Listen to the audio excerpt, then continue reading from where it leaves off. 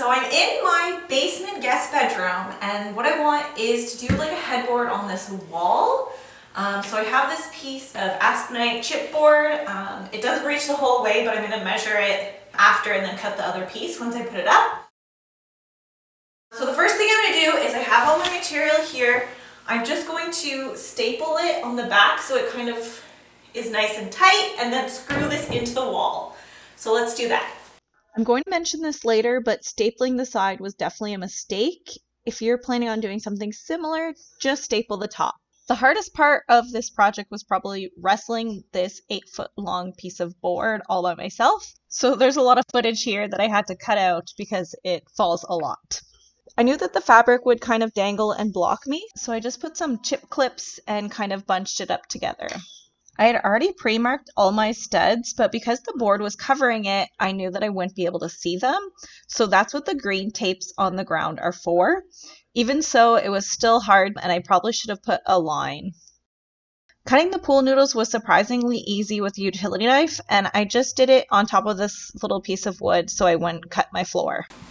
Okay, so I wrestled with getting this on, and now I have some glue, and I'm going to glue just the noodles. I think that's going to hopefully help them stay in place when I am putting them up, and then I'm going to wrap and then staple underneath for each individual layer. I kind of wish I hadn't stapled these because I feel like it's going to be tricky to get in there, but we will see. We'll work with it as it is, and then I'll do the back part, like the end of it, later.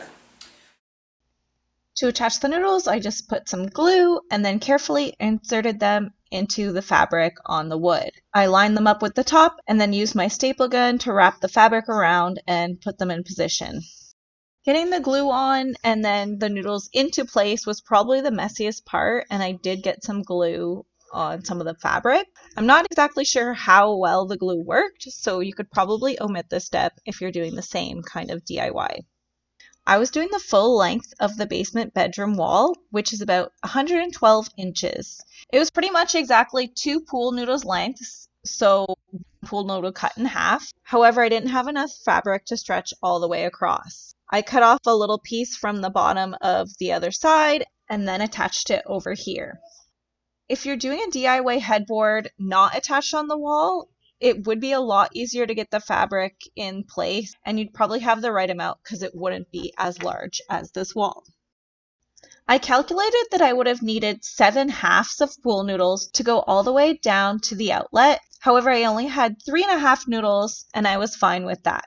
This green tape marks where my nightstands are going to be, so I used the extra half the length to go in between so it gives a little more cushioning where the pillows are going to be.